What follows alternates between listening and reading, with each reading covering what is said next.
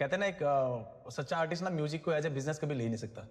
जब आप पहाड़ से शहर की तरफ आते हैं ना सर, तो पहला टारगेट होता है आपका आपका सर्वाइविंग थिंग।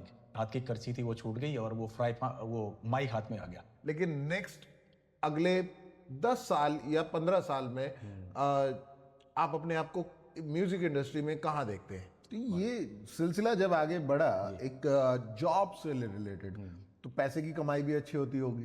फॉर्चुनेटली वो खत्म हो चुका है। लाइव बैंड अब बहुत लिमिटेड बचते हैं क्योंकि जब से कैरियोके सिस्टम आया है। सुर उठाते हैं तो कहीं ना कहीं आपको लगता है कि आप कॉपी कर रहे हैं किसी की? कभी दिल से फील हुआ कि यार इस गाने में मैंने कॉपी कर लिया यार किसी को? You are the international artist की तरह आप बाहर गए, देश को रिप्रेजेंट किया, तो वो क्या किस्सा था? वहीं का लोकल कोई मेरे पास आए और कहते हैं यार you are not looking like a Indian. शोर शराबा काफ़ी हो गया है, आपको पता ही है। डांसिंग है ना, जब तक आप खूब ज़्यादा नहीं नाचते नहीं हैं तब तक उस पर्टिकुलर शो को हम लोग हिट नहीं मानते, है ना। म्यूज़िक मेरे लिए एक पूजा की तरह है।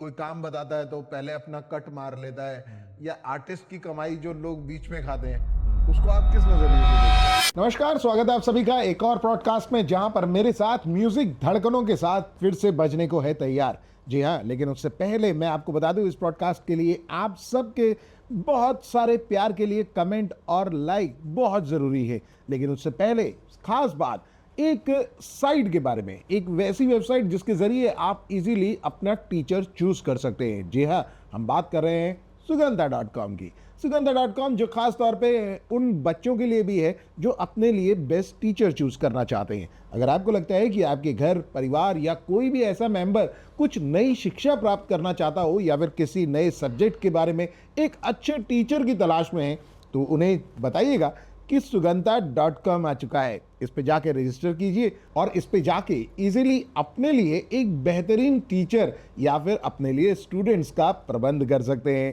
जी हाँ, अब चलते हैं आज के शो की तरफ। आज के ब्रॉडकास्ट में हमारे साथ बहुत ही उम्दा आवाज के धनी एक ऐसी शख्सियत मौजूद है जो अपने हुनर से आपका दिल जीत लेगी। तो मैं चाहूंगा कि आप सब ज्यादा से ज्यादा जुड़े हमारे साथ, नो डाउट। और अब बारी है आपको इंट्रोड्यूस कराने की। हमारे साथ है इस वक्त सत्यम तेजवान। सत्यम, वेलकम टू आवर पॉडकास्ट, जहां पर मैं और आप मिलकर बहुत कुछ करने वाले हैं आज सबसे पहले ये बताइए कि दिल्ली के मौसम के बारे में क्या हाल है, क्योंकि आप बहुत ज़्यादा ट्रैवल करते हैं। कैसा लगा दिल्ली का मौसम? नमस्ते, प्रणाम, प्रणय, सम्मान। थैंक यू सो मच मुझे बुलाने के लिए। आइए, जैसे आपने मौसम पे पूछा है, मौसम पे बात कर लेते हैं। मौसम बहुत उमस है बाहर, गर्मी बहुत है, बट यूज्ड टू हम लोग। दिल्ली में चलता है सावन भी आता है, सड़कें भी जाम होती हैं, बिल्कुल बिल्कुल, सब बहुत कुछ होता है, सब कुछ होता है। लेकिन जब आप इंडस्ट्री में आए, कैसे आना हुआ म्यूजिक दौर के, म्यूजिक के सफ़र में, म्यूजिक के इन्वायरमेंट में आप कैसे एंटर कर गए? अमित जी, ऐसा है, अमित जी, बेसिकली मैं पहाड़ से हूँ, आपको तो पता ही है।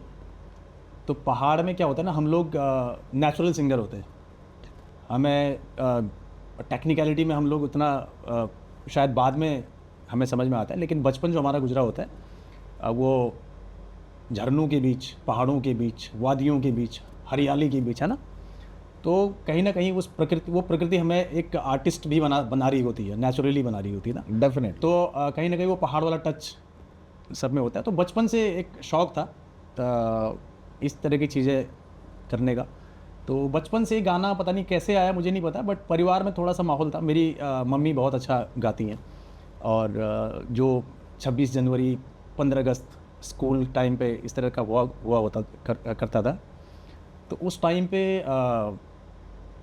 हमने नेचुरली शुरू हो गया, वो बचपन से शुरू हो गया। तो मुझे तो ठीक से याद भी नहीं है कि कब से शुरू हुआ, बट हो गया था शुरू। तो बीच में फिर वो चलते रहा ऐसा, और वो अभी चलते चलते यहाँ तक पहुँचा हुआ है। तो सबसे ज़्यादा सपोर्टिंग कौन रहा घर पे? सपोर्टिंग तो मेरे मम्मी फादर। म्यूजिकल माहौल था, बट नॉट, मतलब क्लासिकली ऐसा कोई हमारा इन्वायरमेंट नहीं था, बट म्यूजिक का माहौल रहता था घर में। घर में बिल्कुल म्यूजिक। कभी ऐसा सोचा आपने कि अपनी शिक्षा के साथ साथ एक सामान्य ज्ञान वाली शिक्षा, जिसे कहते हैं कि शास्त्रीय संगीत का ज्ञान प्राप्त करने की चाहत हो? अब क्लासिकल तो मैं to be very honest, classically मुझे बहुत ज़्यादा डीपली जाने का मौका नहीं मिला। कोशिश मैं करता हूँ, अभी भी रहता हूँ उस एनवायरनमेंट के आसपास रहने की कोशिश करता हूँ मैं, और जहाँ से भी जो इनपुट मिलता है मुझे सीखने की कोशिश करता हूँ। लेकिन काफ़ी हद तक हमें बहुत बाद में रियलाइज़ होता है कि भाई ये इस तरह का भी होता है, क्लासिकल म्यूज़िक भी कोई चीज़ होती है। ये बहुत बाद में रियलाइज़ हो, उस टाइम की बात बता रहा हूँ। तो बस म्यूज़िक के आसपास ही है। तो नेचुरली अगर कहें कि आप नेचुरली म्यूजिक पे ज़्यादा प्रेफर करते हैं अपनी वॉइस के अकॉर्डिंगली, कभी ये ऐसा सोचा कि अब आपने कईयों को सुना होगा तो आपको लगा कि कहीं मैं कॉपी तो नहीं कर रहा किसी की, या फिर कोई और मेरी कॉपी तो नहीं कर रहा? देखिए ऐसा होता है, फॉलो तो आप करते हैं कोई ना कोई, तो आपका एक टेस्ट होता है गाने का। तो आपका टेस्ट कौन से ऐसे मेरा सिंगर्स के साथ जो जुड़ा? शुरुआत कहीं ना कहीं मैंने गाना जो अट्रैक्ट की आवाज़, पहली आवाज़ मैं बताऊं तो वो थे कुमार सानू साहब। तो उनका पहाड़ में अभी भी क्रेज़ है, उनको लोग सुनते हैं। जैसे ट्रैवल करते हैं तो 90s के गाने बहुत ज़्यादा बजते हैं हमारे यहाँ, अभी भी बजते हैं और बड़े सार्थक लगते हैं, बहुत अच्छे लगते हैं, मीठे लगते हैं। तो वहाँ से शुरुआत हुई है। फिर तो सुनना शुरू किया धीरे धीरे, उदित जी, अभिजीत जी और सोनू निगम साहब। अगर उनसे भी पहले के दौर की बात करें हम लोग, तो किशोर कुमार, रफ़ी साहब जी, इन सब का म्यूज़िक का क्या टेस्ट है? और अब जो आपकी जनरेशन में, जैसे आपने बताया कि सोनू निगम साहब और ये सब जी, जी। जो सेकंड दौर के आ गए, तो उनके और आपने जो स्टार्ट करा उनके दौर में आपको क्या फ़र्क लगता है? सर ऐसा हुआ है बेसिकली, उस टाइम पे तो वहीं से मेरी जर्नी शुरू हुई और तब शौकिया था। हम लोग अपने इन्जॉयमेंट के लिए गाते थे, हमारे कुछ दोस्त हो गए, तो उस टाइम हम लोग ऐसे गाते थे। तो धीरे धीरे क्या हुआ कि जब प्रोफेशनली गाना शुरू हो गया एक तरह से, फिर शोज़ करने शुरू हो गए और तब किशोर दा, रफ़ी साहब उसके बाद की एंट्री है। मतलब आपके जीवन में एंट्री है, उनकी एंट्री तो सबसे पहले लेजेंड है। वो तो लेजेंड है, वो तो legend है, no doubt। उनका तो जवाब है ना? तो ये जब ये लेजेंड्स की हम बात करते हैं जी। तो क्या आपको लगता है कि ये म्यूजिक का दौर आपके दौर में और उनके दौर में, है ना, कुछ चेंजेस हैं बहुत सारे? सर देखिए, चेंजेस तो होते हैं, चेंजेस तो हम भी महसूस करते हैं, चेंजेस होते हैं। और 90s का एक अपना दौर था, उससे पहले का एक अपना दौर था। और जो गोल्डन इराज की हम लोग बात करते हैं, बेसिकली हमने अपना बैंड भी फॉर्म किया द गोल्डन सोल के नाम से। तो उसका बेसिक मोटिव ही यही है कि वो जो गोल्डन इराज के जो गाने हैं, हम लोग कोशिश करते हैं अभी भी, हमारी जो ऑडियंस है, कि उनको एग्जैक्टली ऐसा ही गाने की कोशिश हम लोग करते हैं कि वो टेस्ट बना रहे। तो उसको थोड़ा सा मिक्स मैच करके गाने की कोशिश नहीं करते, मतलब क्योंकि वो इतनी अल्टीमेट चीज़ है हमारे, इतनी अल्टीमेट धरोहर आप कह सकते हैं वो उन गानों को। तो हम एग्जैक्टली वैसा ही गाने की कोशिश करते हैं, मतलब वैसा नहीं गा सकते, ये तो आप भी जानते हैं, लेकिन जो टेस्ट बना हुआ है तो कोशिश करते हैं कि उस एनवायरनमेंट के आसपास ही रहने की हम लोग कोशिश करते हैं। तो ये जो इन्वायरमेंट के अकॉर्डिंगली कहते हैं, पहाड़ से लेके दिल्ली और दिल्ली से मुंबई तक का सफ़र था जी। उसमें आपको सबसे ज़्यादा सपोर्टी जिसे कहते हैं, कोई एक ऐसे इंसान को आप क्रेडिट देना चाहेंगे जिसने आपको सबसे ज़्यादा सपोर्ट किया हो?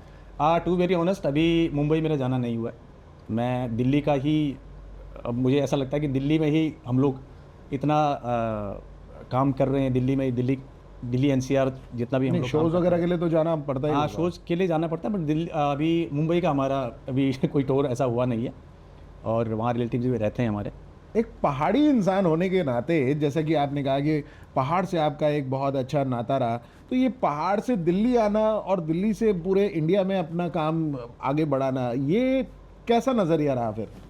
ये बहुत अच्छा एक्सपीरियंस है सर, पहाड़ से आना, फिर दिल्ली में यहाँ पे, फिर उसके बाद म्यूज़िक में इन्वॉल्व होना, फिर यहाँ के लोगों से मिलना, और फिर सराउंडिंग जाते रहना, ये बड़ा ही अच्छा एक्सपीरियंस रहा है अभी तक हमारा। और तरह तरह के लोगों से मिलना, और वहाँ के एनवायरनमेंट, वहाँ के मतलब कल्चर है ना, हर 4 किलोमीटर के बाद एक डिफरेंट कल्चर आपको मिलता है इंडिया में, तो बड़ा मज़ा आता है। मज़ा आता है जी। What do you think about ये जो आज की डेट में जो रैप म्यूज़िक है और जो एक चला है ट्रेंड की बहुत जल्दी जल्दी बोलने का, बहुत जल्दी जल्दी म्यूज़िक को परोसने का, ये पहले के ज़माने में और अब के ज़माने में आपको कहाँ फ़र्क नज़र आता है इसका? सर मुझे लगता है बेसिक अगर इसमें आप मेरे से कंपैरिजन पूछें तो ठहराव, ठहराव ना, क्योंकि वक्त के साथ चीज़ें बदलती हैं और आज का वक्त काफ़ी फास्ट हो गया है।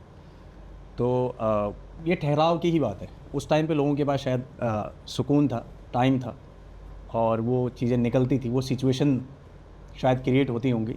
दैट्स वाई वो गाने, उस दौर के गाने, उनका अपना एक टेस्ट है। और आज का दौर है, वो भी चल ही रहा है। वो भी चल ही रहा है जी। लेकिन इस चलती हुई दुनिया में आपको कहीं ना कहीं अभी तक कितने ब्रेक मिले? कौन कौन से गाने आपने खुद क्रिएट करे?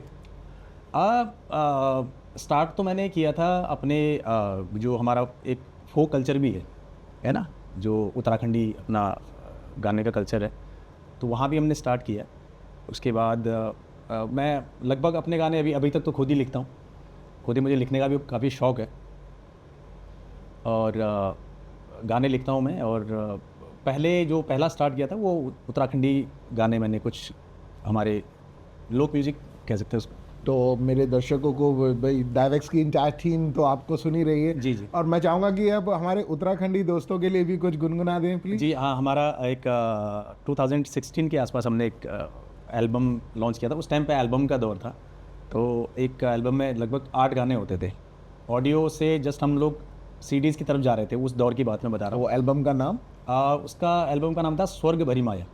स्वर्ग भरी माया, ये एक एल्बम का नाम था। वो इसका एक टाइटल सॉन्ग भी था, तो मैं वही सुना देता हूँ। बिल्कुल। हो हो आहा हा आहा हा हा हो हो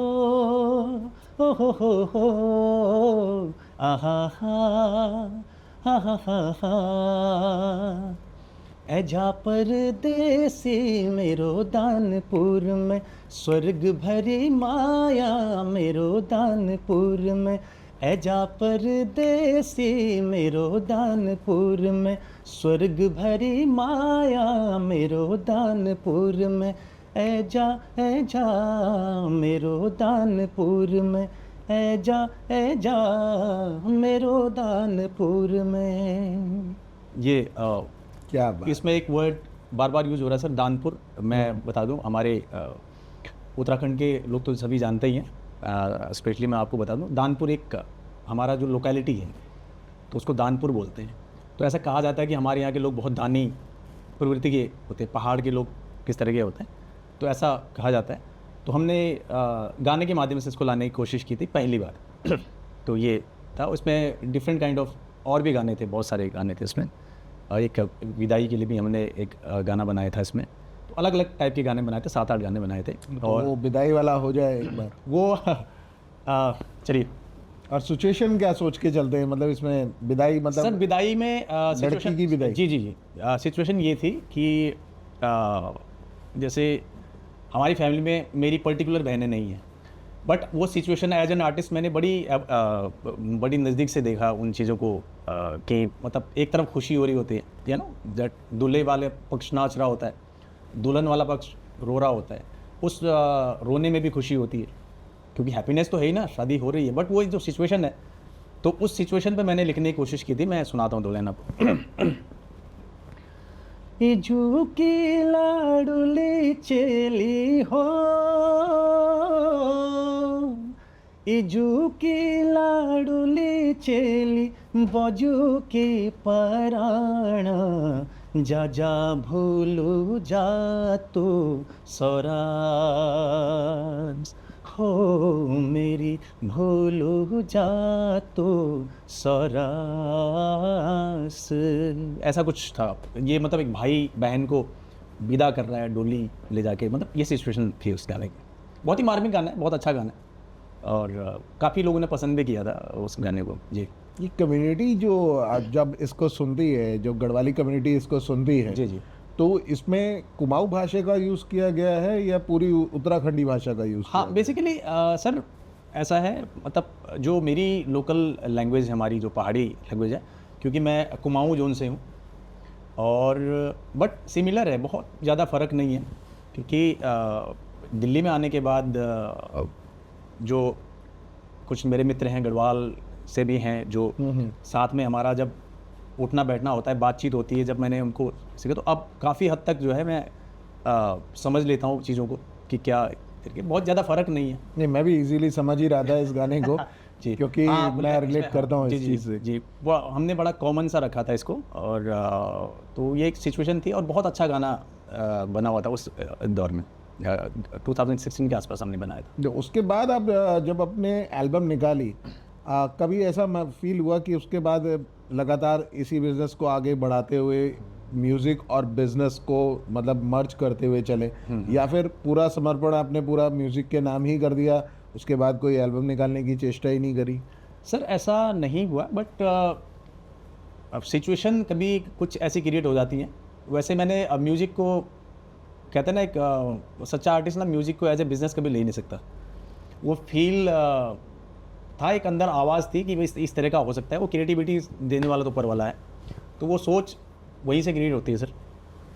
तो उसके बाद अब म्यूज़िक को क्योंकि उतना एक्सपोज़र अब तो बहुत काफ़ी हद तक ठीक हो गया, अच्छा हो गया और मार्केट भी बड़ा है और स्टूडियोज़ बहुत हैं आज के डेट में, टैलेंट बहुत है और जो हमारे बाद के जो नई जनरेशन है वो बहुत अच्छा गा रहे हैं, बहुत अच्छा काम कर रहे हैं, बहुत अच्छी क्रिएटिविटी आ रही है और इवन कुछ फ्यूजन बैंड बने हैं हमारे उत्तराखंड के भी कुछ बहुत अच्छे से बैंड हैं जो लोग पे बहुत अच्छा काम कर रहे हैं।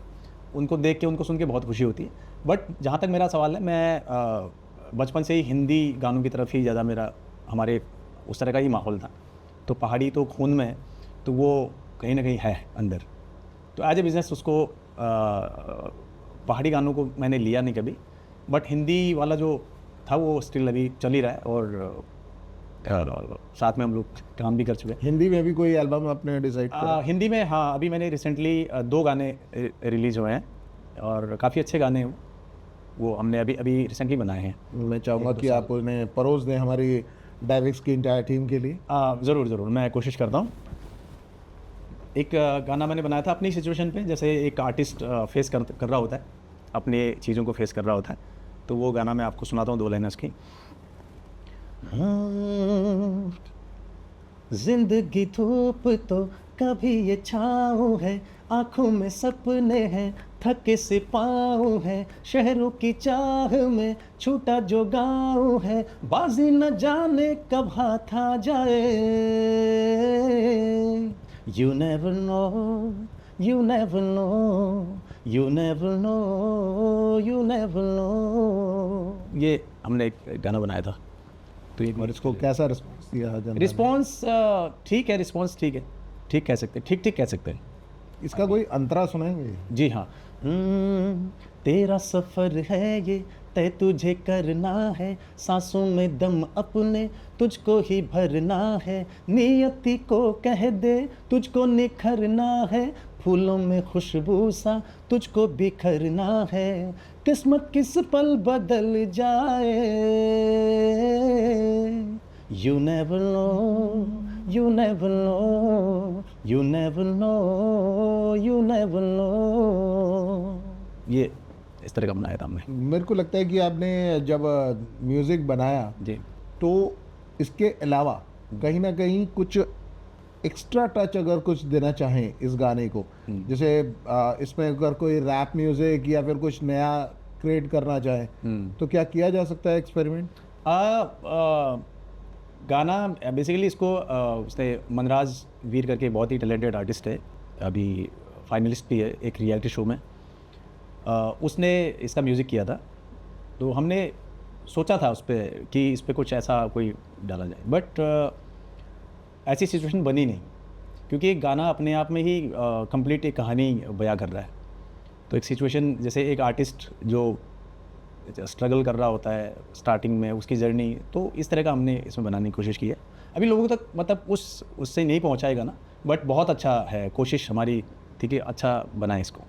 कभी आपको ये फील नहीं होता कि मैंने शास्त्रीय संगीत की शिक्षा नहीं ली, उसके बाद भी माता रानी ने इतना अच्छा मेरे को गला दिया, मैंने अपनी चाहतों से थोड़ा सा दूर हूँ लेकिन हाँ कहीं ना कहीं पास में भी हूँ, तो अगर वो शिक्षा अगर प्राप्त हो जाती किसी एक बड़े ज्ञानी से जिसको बहुत तगड़ा वाला ज्ञान होता, कोई कहते ना एक गुरु होना चाहिए, जी जी। गुरु विदाउट ज्ञान इट्स वेस्ट?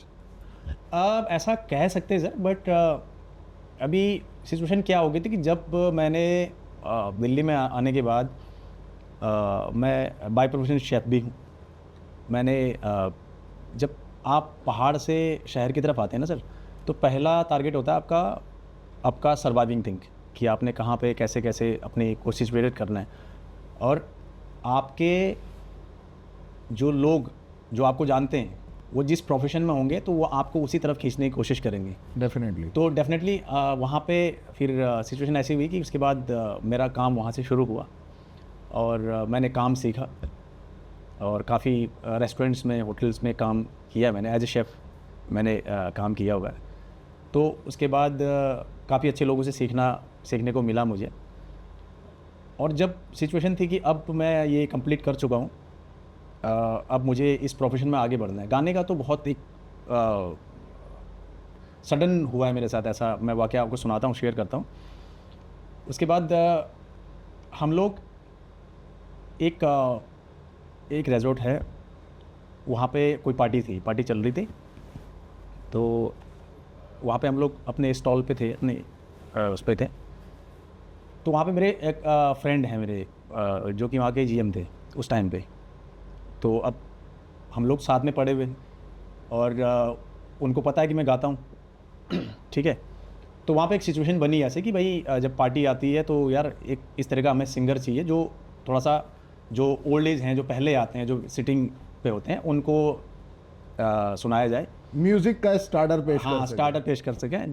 जैसे डीजे वीजे बजता है ना, उससे पहले कुछ ऐसी सिचुएशन जो कि वो नाच नहीं सकते, उनकी घुटनों में उतनी जान नहीं होती है कि वो उस तरह का नहीं कर सकते, तो उनको स्टार्टिंग में सुनाने के लिए कुछ ऐसा एनवायरनमेंट क्रिएट किया जाए। तो वहाँ पे एक सिचुएशन क्रिएट हुई। तो उसके बाद उनका, मुझे दूसरे दिन, हम लोग आसपास ही रहते थे, तो उन्होंने बोला यार कल आपके हाथ में करछी थी और आज आपके हाथ में माइक होगा। तो सेम प्लेस था सर। बड़ा इंटरेस्टिंग वाक़या मेरे साथ। सामने हमारा स्टॉल लगता था ऐसे, और अगले दिन मैं वहाँ पे था। दूसरे दिन मैं, जो डीजे कंसोल होता है उसके सामने लैपटॉप के साथ, मेरे पास अपना कुछ भी नहीं था उस टाइम पे और गाने भी बहुत लिमिटेड थे, तो उन्होंने लैपटॉप भी प्रोवाइड किया मेरे लिए। मैंने कहा मेरे पास तो कुछ है नहीं ऐसा कुछ, सडनली कैसे होगा। तो बोला यार आपने कल आना है और जिस टाइम ऑनर आएंगे तो उस टाइम पे आपने 2-4 गाने, कुछ भी गाने हैं। तो मुझे अभी भी याद है, मैंने रफ़ी साहब का एक गाना, मुझे उस टाइम पे मैं गा रहा होता था, स्कूल टाइम पे भी गाता था, तो वो मैंने सुनाया था उनको ट्रैक पे, कैरियोके पर ट्रैक पे। तो तब वो ऑनर कब आए और कब उन्होंने मुझे फाइनलाइज़ कर लिया मुझे पता नहीं लगा, मैं तो अपना गा रहा था। तो उन्होंने बोला यार ये लड़का अच्छा है, इसको कंटिन्यू करते हैं इसके साथ। तो वो वहाँ से मेरे हाथ की करछी थी वो छूट गई और वो माइक हाथ में आ गया। वो आपका गाना यहीं से मेरे ख्याल से बिल्ड हुआ होगा, यू नेवर नोस कि कब सक्सेस मिल जाती है। तो कलची हटी और माइक से दोस्ती हो गई। हाँ, ये तो गाना, तो ये जो मैंने अभी सुनाया आपको, ये तो बहुत बाद में आया। तो ये उस टाइम की, वही 16-17 के आसपास की बात है सिर्फ, उसी टाइम पे ये हुआ था। तो 2-4 गाने होते थे, उसके बाद वो चीज़ें बढ़ती रही और उसका गाने के बाद गाते हुए मज़ा भी आने लगा, क्योंकि अंदर तो था ही कहीं ना कहीं वो चीज़ें, और उसके पैसे भी मिलने लगे थोड़े बहुत। तो वो सिचुएशन एकदम से बदल गई। फिर मैंने कहा ये हो सकता है डेस्टिनी को मंजूर है, क्योंकि मैं बचपन से कहीं ना कहीं म्यूज़िक के आसपास रहता हूँ, उस एनवायरनमेंट में रहता हूँ। तो उसके बाद वो कहानी शुरू हो गई और आज तक चली रही है। तो सही बात है कि जो कहते हैं ना कि कायनात आपको पूरी कोशिश करती है कि आप माइक से जुड़े रहे। जी हाँ। मेरे साथ भी कुछ ऐसा ही है, लेकिन जहाँ सच बात है, हमारे साथ ऐसा ही होता है कि कभी कभी हम जो है जिस चीज़ को चाहत पूरी रखते हैं वो हमारे बहुत नज़दीक होती है, बस थोड़ी सी चाहत बढ़ानी होती है और वहाँ तक पहुँचा जा सकते हैं। लेकिन नेक्स्ट अगले 10 साल या 15 साल में आप अपने आप को म्यूज़िक इंडस्ट्री में कहाँ देखते हैं? चलिए, आपका एक सवाल का आंसर भी रह गया था। जो क्लासिकल की तरफ आपने बात की थी कि मैं, फिर मेरी सिचुएशन ये हो गई थी कि उसके बाद फुल टाइम मैं म्यूज़िक करने लगा, शोज़ करने लगा। उसके बाद ट्रैक से फिर हम लोग बैंड की तरफ आए। पहले मैं डरता था कि भाई लाइव बैंड के साथ कैसे गाया जाएगा। तो सिचुएशन ऐसी क्रिएट हुई कि फिर वो लाइव बैंड के साथ भी गाना शुरू हुआ। और उसके बाद भी काफ़ी चीज़ें सीखी हैं। तो आपने बैंड अपना बनाया या फिर दूसरों के बैंड में काम करना शुरू किया? नहीं, हमने पहले मैंने ट्रैक सिंगिंग शुरू करी, उसके बाद कुछ बैंड के साथ गाना शुरू हुआ।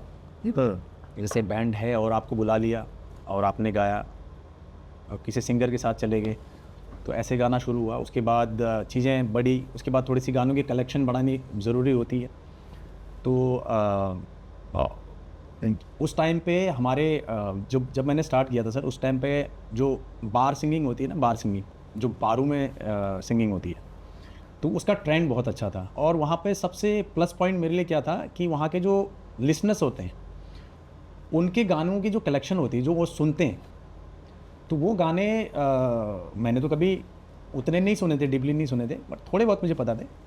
और वो डेली अपनी फरमाइशें लेके आए और वो बैठे टेबल पे और गानों की फरमाइश करें। तो मैंने क्या किया, राइट डाउन करना शुरू कर दिया, उन गानों को राइट डाउन कर लिया। आज अगर मैं नहीं गा पा रहा हूँ उस गाने को, नहीं हो तो राइट डाउन करके उसके बाद कुछ सुन लिया, उसको प्रैक्टिस कर लिया।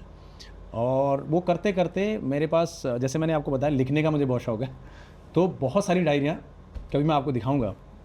तो गानों की कलेक्शन ना 1 बाय 1 वो कहीं ना कहीं बढ़ती रहेगी। उसके बाद चीज़ें बढ़ती रही, तो वो कलेक्शन में आते रहे गाने। फिर उनमें जो पुराने गाने, जैसे किशोरदा की और रफ़ी साहब की आपने बात की, मुकेश जी की, तो वो अल्टीमेटली फिर वो धीरे धीरे वो मेरे पे चढ़ने लगे गाने। कोई ऐसा वही चढ़ा हुआ गाना जो कि बार में आपने गाया हो जी। और बार वगैरह में गाने के बाद आपको, जिससे कोई ऐसा इंसान टकराया हो जहाँ से एक और दरवाज़ा नया खुला हो, तो कोई ऐसा कोई पहले गाना हो जाए हाँ। जो ख़ास तौर पे ड्रिंक करते वक्त या फिर बार में जो चलते हैं, जो लोग आते हैं, ऑडियंस आती है, उसको एक मज़ा सॉलिड वाला, हाँ, जो एक टची वाला। वैसे तो बहुत ज़्यादा काफ़ी ट्रेंडिंग गाने हैं और जो शराब से रिलेटेड हैं और वो काफ़ी लोग सुनते हैं। लेकिन एक गाना 90s का ही एक बड़ा ही खूबसूरत गाना है, बहुत ट्रेंडिंग है, अभी भी ट्रेंडिंग है, लोग बहुत एंजॉय करते हैं। बरसात के मौसम में, तन्हाई के आलम में, बरसात के मौसम में, तन्हाई के आलम में, मैं घर से निकल आया, बोतल भी उठा लाया, अभी जिंदा हूँ तो जी लेने दो, जी लेने दो, भरी बरसात में पी लेने दो, अभी जिंदा हूँ तो जी लेने दो, जी लेने दो, भरी बरसात में पी लेने दो। ये काफ़ी ट्रेंड करता था उस टाइम पे, तो इसी तरह चलता रहा सिलसिला। लेकिन ये सिलसिला जब आगे बढ़ा, एक जॉब से रिलेटेड, तो पैसे की कमाई भी अच्छी होती होगी। पैसे की कमाई मतलब एक शेफ से उठ के आप सीधा सीधा स्टेज पे और फिर बार के अंदर आप गा रहे हैं, तो पर डे इनकम का सोर्स एक खुल गया होगा। सर मैं आपको ना, मैंने जैसे कि आपको बताया कि सबसे मैं सर पॉजिटिव चीज़ों में बहुत बिलीव करता हूँ कि यहाँ पे सकारात्मक चीज़ें क्या हो रही हैं, है ना। तो बहुत सारे लोग कह देते हैं, जैसे कि आपको पता है कुमार सानू जी ने भी एक इंटरव्यू में अपना जिक्र किया था शायद, कि उन्होंने भी कहीं ना कहीं बारों से, रेस्टोरेंट से अपनी जर्नी स्टार्ट करी थी। तो मुझे ये लगता है कि आपकी जर्नी, आपको गाना है, आपको प्लेटफॉर्म जगह नहीं देखनी, आपको सिर्फ गाना है, ठीक है ना। तो सबसे इंटरेस्टिंग चीज़ मुझे क्या लगती है, जो बार ट्रेंड आजकल अनफॉर्चुनेटली वो ख़त्म हो चुका है। लाइव बैंड अब बहुत लिमिटेड बचते हैं, क्योंकि जब से कैरियोके सिस्टम आया है, तो अब वो लाइव बैंड, वो आर्टिस्ट, दिल्ली के वो मशहूर आर्टिस्ट है ना, जो आप तो जानते ही हैं दिल्ली में कितना बड़े बड़े धुरंधर म्यूजिशियन दिल्ली में अभी भी स्टिल हैं, बट कहीं ना कहीं वो काम उनसे वो थोड़ा सा दूर हो गया है ना। तो ये सिचुएशन बनी है। बट बारों में सबसे इंटरेस्टिंग चीज़ क्या होती थी कि जो गानों की जो कलेक्शन ना, जो गाने जो आपको राइट डाउन करके टिश्यू पेपर पे ऐसे पन्ने पे लिख के देते हैं, वही ये गाना सुना दे, है ना। तो वो गाना देख के समटाइम तो हैरानी होती थी, अरे ये भी गाना है क्या, बट वो गाना जब सुनो तो अपने आप में अल्टीमेट गाना होता था। तो वो बहुत अच्छी चीज़ हुई है, एक एज एन आर्टिस्ट मेरे लिए काफ़ी अच्छी हुई है। और आज की डेट में जब हम शोज़ करते हैं तो मुझे दिक्कत नहीं होती है कि कोई भी गाना कभी भी सिचुएशन आती है तो लगभग हम लोग उसके आसपास होते हैं। ठीक है, वो गाना हम सुना पाते मैं हैं। आपको एक पर्ची लिख के दे रहा हूँ। रुमझुम वाला जो गाना है, हाँ बस इतना लिखा है, रुमझुम, हाँ। और नीचे लिख दिया KR, यानी कि किशोर कुमार। माथुर साहब, आपने तो वो पुराने दिन मुझे याद दिला दिया, और बड़ा अच्छा आपका सवाल है। किशोर दा की जहाँ तक बात की जाए, उनको तो छूना है ना, सूरज को दिया दिखाने जैसा है। एक बड़ा ही अच्छा गाना आपने जिक्र किया उनका। मैं सुनाता हूँ 2 लाइन। मैं हूँ झुम झुम झुम झुम झुमरू, फक्कड़ घूमू बन के घुंघरू, मैं ये प्यार का गीत सुनाता चला। मंजिल पे मेरी नजर, मैं दुनिया से बेखबर, बीती बातों पे धूल उड़ाता चला है। तिरडिरडिरडिर पप्पर, मिनी मिनी मिनी मिनी मिनी, योडड़े बागा युगा बागा है, तिरडिरडिरडिर योडड़े, ऐसा कुछ था। और अगर इसी के साथ थोड़ी सी जुल्फों वाली बात हो जाए तो, हाँ, एक और गाना इस चीज़ क्योंकि आपकी जुल्फें भी माशाल्लाह बहुत ही सॉलिड लग रही हैं, तो मैं चाहूँगा जुल्फों के ऊपर भी कुछ हो जाए। चलिए। एक तो वो था, एक लड़की भीगी भागी सी, सोती रातों में जागी सी, मिली एक अजनबी से, कोई आगे न पीछे, तुम ही कहो ये कोई बात है। एक लड़की भीगी भागी सी, सोती रातों में जागी सी, मिली एक अजनबी से, कोई आगे न पीछे, तुम ही कहो ये कोई बात है। ऐसे कुछ था। देखिए, हम कहते हैं कि हमारी डायवेक्स की टीम जो है बड़ी पारखी नज़र रखती है, जी तो हर बार हम कुछ जैसा देश वैसा भेस वाली बात करते थे कि हमें जैसा आर्टिस्ट नज़र आता है उसके अंदर से असली आर्टिस्ट को निकालना ही डायवेक्स की इंटायर टीम का काम है। तो अब हम जो बात करेंगे कैरियर से रिलेटेड करेंगे। जी। सही बताइए कि जब उठाते हैं, सुर उठाते हैं, तो कहीं ना कहीं आपको लगता है कि आप कॉपी कर रहे हैं किसी की? कभी दिल से फील हुआ कि यार इस गाने में मैंने कॉपी कर लिया यार किसी को? नहीं, काफ़ी हद तक पहले मुझे लगता था। हालांकि मेरी टोनल क्वालिटी मुझे ऐसा था या नहीं था मुझे नहीं पता, बट 90s के गाने मैंने बहुत ज़्यादा सुने हुए हैं।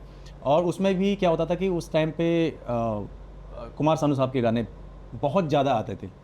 एक ऑडियो कैसेट में अगर आप कहोगे तो 6 गाने उनके होते थे। एक आध गाना फिर उदित जी का, या फिर अभिजीत जी का, फिर सोनू निगम साहब का, उस टाइम पे उस सिचुएशन में। प्यार मोहब्बत इश्क की बातें। सत्यम, कभी आपको एहसास होता है एक सेल्फ कॉन्फिडेंस के साथ साथ सेल्फ अटेंशन भी मिलती है कि यार मैं किसी की कॉपी तो नहीं कर रहा हूँ?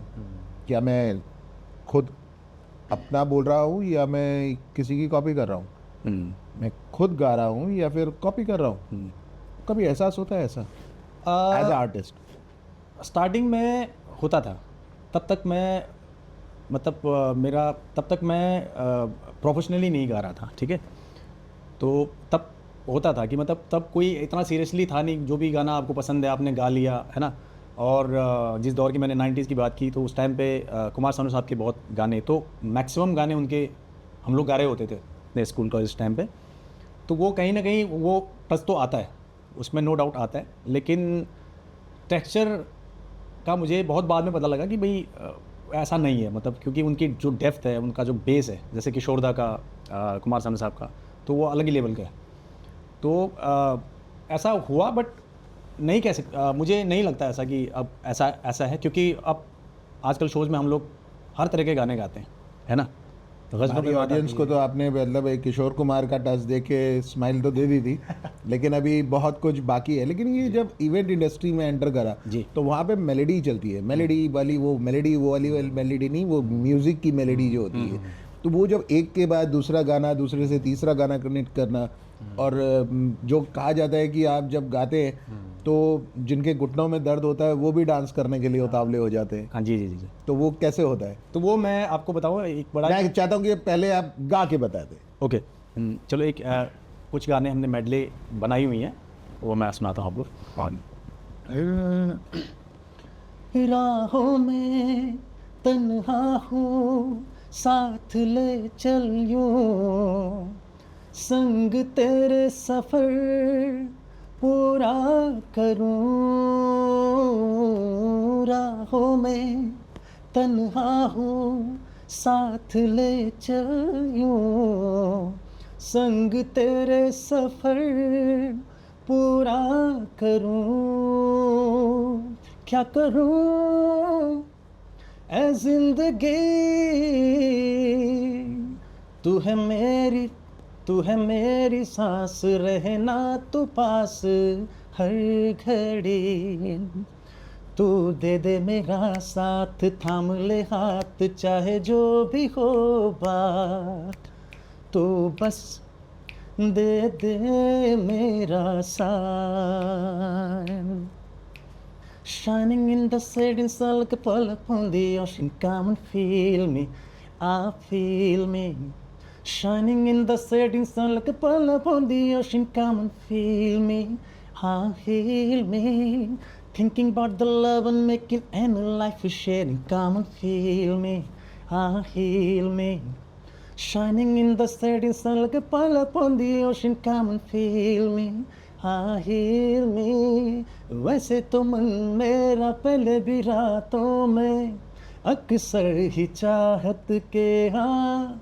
सपने संजोता था पहले भी धड़कन ये धुन कोई गाती थी पर अब जो होता है वो पहले न होता था तेरा होने लगा हूँ खोने लगा हूँ जब से मिला हूँ तेरा होने लगा हूँ गुमसुम रहने वाली हमरी गुजरिया रे कल बहने लागी जैसे प्रेम की नदियाँ रे हो तुझ संग प्रीत हमने लगाई है तब जाके ये रुत आई है तूने तो पल भर में चोरी किया रे जिया मोरा जिया फिर हम इसमें एक और के साहब का बड़ा ही खूबसूरत गाना है आँखों में तेरी अजब सी अदाएं हैं हो आँखों में तेरी अजब सी अदाएं हैं दिल को बना दे जो पतंग सांसें ये तेरी वो हवाएं हैं ये दूरियां इन राहों की दूरियां निगाहों की दूरियां हम राहों की दूरियां फना हो सभी दूरियां ऐसे बहुत सारे हमने कोशिश की है बनाने की। ये जो दूरियां हैं ये कभी पासपोर्ट पे एक थप्पी भी लगी और बाहर जाने का मौका मिला इस सिंगिंग की वजह से that means you are the international artist की तरह आप बाहर गए देश को रिप्रेजेंट किया तो वो क्या किस्सा था? माधुर साहब जहाँ तक एब्रोड की बात की आपने देश से बाहर जाने का मुझे मौका मिला तो एक लैटिन अमेरिकी देश है डोमिनिकन रिपब्लिक तो वहाँ जाने का मुझे मौका मिला पहली बार मैं बाहर गया था और वहाँ पे हमारे एक 10 दिन का टूर था तो 6 से 8 शोज़ कर रहे थे हमने डिफरेंट जगह में। एक छोटी सी कंट्री है उसका दायरा मेरे ख्याल 300 किलोमीटर के आसपास ही वो पूरी कंट्री है और 90% चारों तरफ से समंदर से घिरा हुआ है तो मेरा बड़ा अच्छा एक्सपीरियंस था वहाँ का। और म्यूज़िक लवर वहाँ पे इंडियन म्यूज़िक सुनने वाले लोग बहुत थे वहाँ के जो लोकल भी हैं वो भी इंडियन म्यूज़िक काफ़ी सुनते हैं वहाँ पे। तो एक आफ्टर द शो एक बड़ा इंटरेस्टिंग वाक़या हुआ था मेरे साथ। एक वहाँ के वहीं का लोकल कोई मेरे पास आए और कहते हैं यार you are not looking like a Indian, ऐसे उन्होंने बोला था। तो मैंने बोला इंडिया बहुत बड़ी कंट्री है ना, वहाँ पे डिफरेंट लैंग्वेजेस, अब वो उसको कहाँ बता सकता था मैं ना, तो वो तो बहुत ही छोटा सा देश था।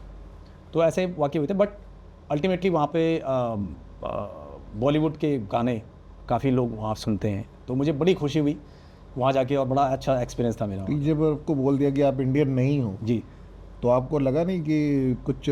जी बिल्कुल आता है, वो तो आता ही है। और मतलब आपकी त्वचा से, आपके बालों से? जी जी जी जी वो कहता ना, एक ऐड था ना, मेरी त्वचा से मेरी उम्र का पता नहीं चलता। क्या बात है, क्या बात है। तो ये सिचुएशन थी, बट हाँ, वो उसके दिमाग में क्वेश्चन था, वो आया था, तो मुझे ऐसा कुछ लगा नहीं, बट बहुत अच्छा महसूस हुआ वहाँ पे। और हमने रिप्रेजेंट किया वहाँ पे, कंट्री को रिप्रेजेंट किया। और इवन 26 जनवरी इन बिटवीन आई थी, तो वो भी हमने सेलिब्रेट की वहाँ पे तिरंगे के साथ। तो बहुत अच्छा रहा एक्सपीरियंस मेरा, जो पहला विजिट था। तो हाल फिलहाल जैसे अभी 15 अगस्त जो है, अभी आसपास वाले दिन ही है, तो हो जाए एक देशभक्ति वाला कोई ऐसा गाना जो दिल को छू जाए। अरे बहुत सारे ऐसे गाने, तो अभी क्योंकि बचपन से मैं गाता आया हूँ, स्कूलों में, कॉलेजेस में गाता आया हूँ। अभी कौन सा रेंडमली कौन सा याद आएगा? एक महेंद्र कपूर साहब का एक गाना बचपन में गाया करता था, वहाँ भी हमने गाया। मेरे देश की धरती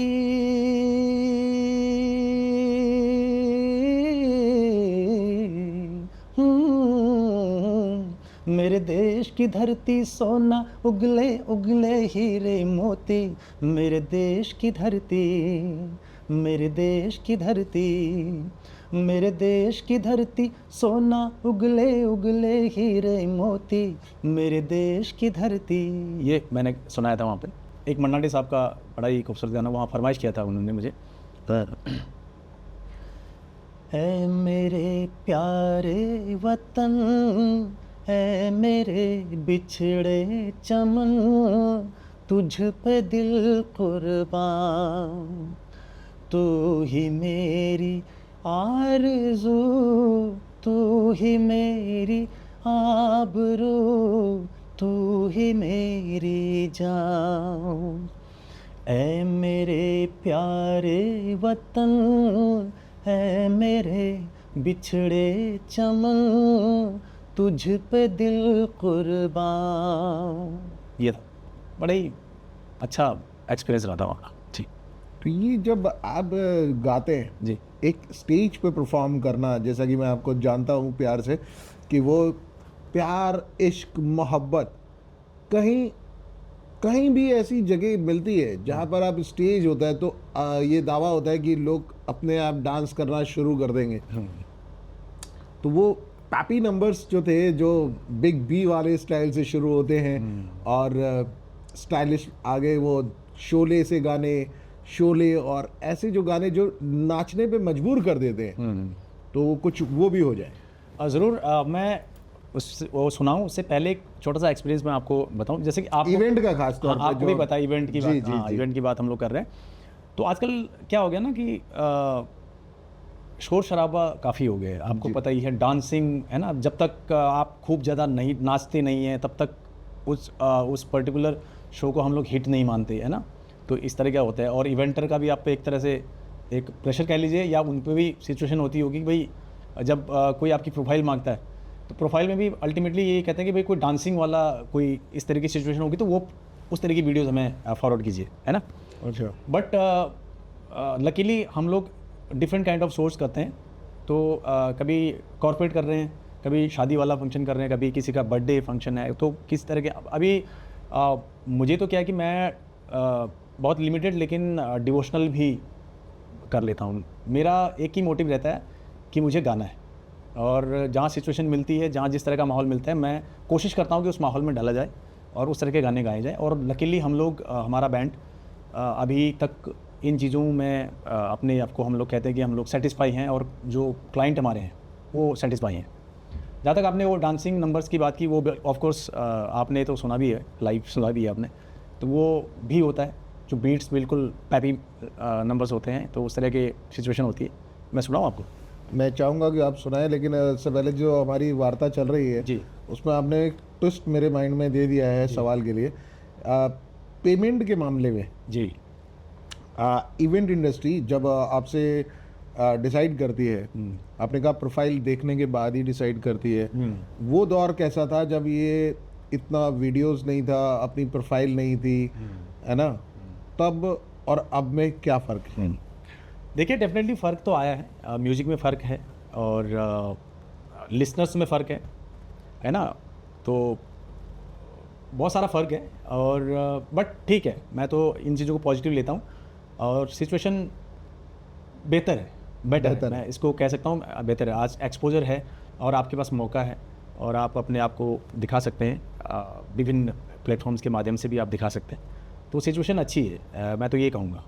और हर कलाकार को काम मिले और हर कलाकार, हर आर्टिस्ट जो भी जिस भी प्रोफेशन में जुड़ा हुआ है, चाहे वो एंकर है या वो सिंगर है, डांसर्स हैं, जो भी हम लोग आर्ट से जुड़े हुए लोग हैं, तो मेरी तो कोशिश रहती है हमेशा कि इवन जैसे जो वोकलिस्ट भी हैं, मेरे बहुत अच्छे फ्रेंड्स भी हैं, तो हम लोग सिचुएशन रहती है जैसे अगर मैं नहीं पहुंच पा रहा हूं तो भाई आप वहाँ का शो संभाल लीजिए।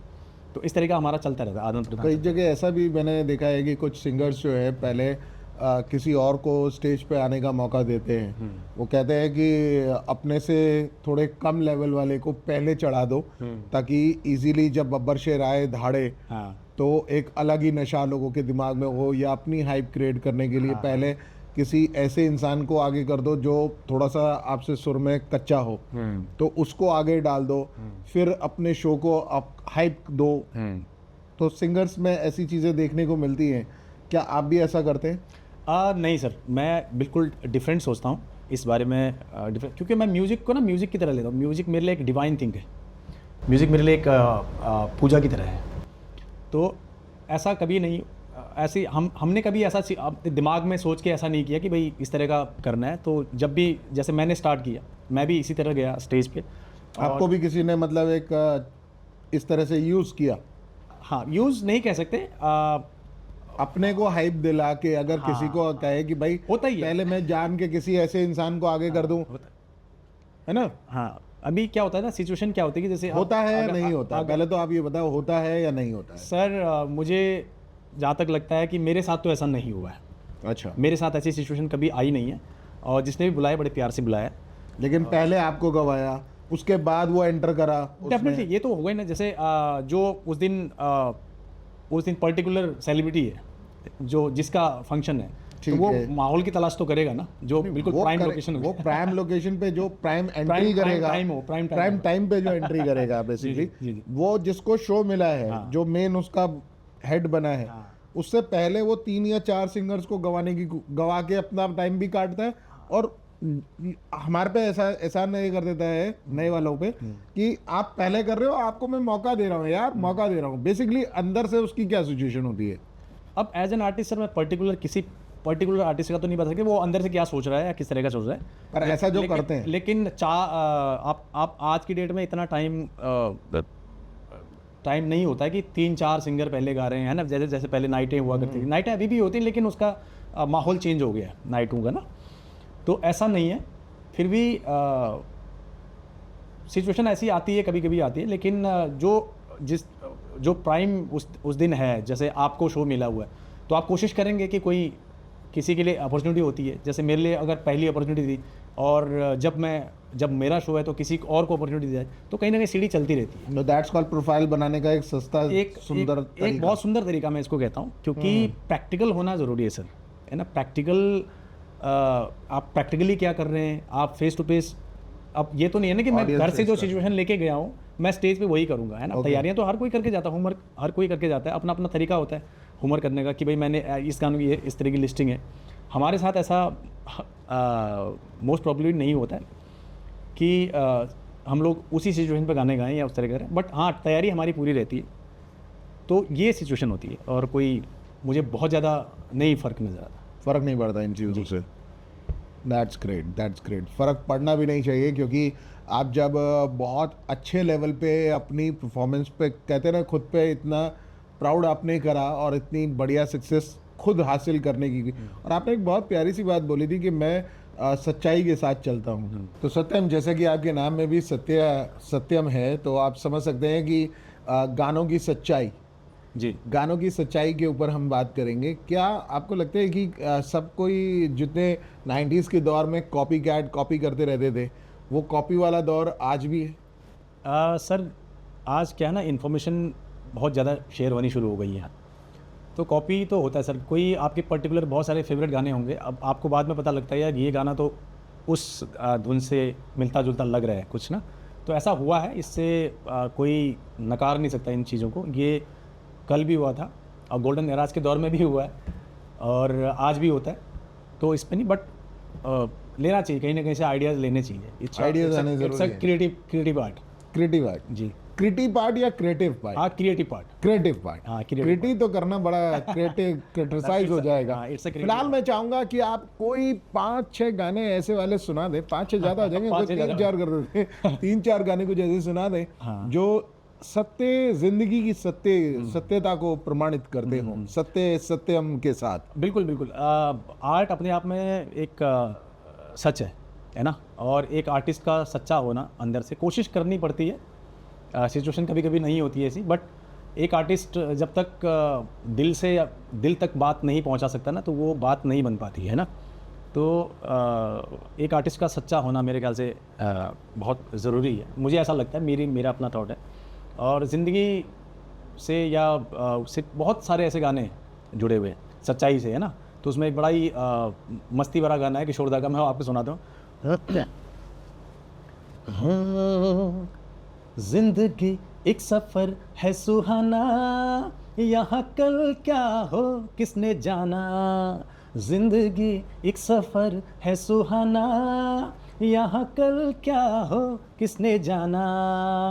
अरे ओडले ओडले ओ, ओडले ओडले ओ, ओडले ओडले ओ, ओडले ओडले ओ, ओडले ओडले ओ। अरे ओडले ओडले ओ, ओडले ओडले ओ। इस तरह का इनका एक और मेरे को गाना याद आ रहा है, बहुत ही प्यारा, पड़ोसन पिक्चर का, तो वो भी हो जाए। कौन सा गाना? अरे घोड़े ओने घोड़े, बहुत ही प्यारा सा गाना है। कौन सा था? मुझे उसका याद नहीं आ रहा। एक चतुर नार, यक चतुर नार करके सिंगार, यक चतुर नार करके सिंगार, मोरे मन के द्वार ये घुसत जात, हम मरत जात। अरे हाँ हाँ हाँ, एक चतुर नार कर, ऐसा।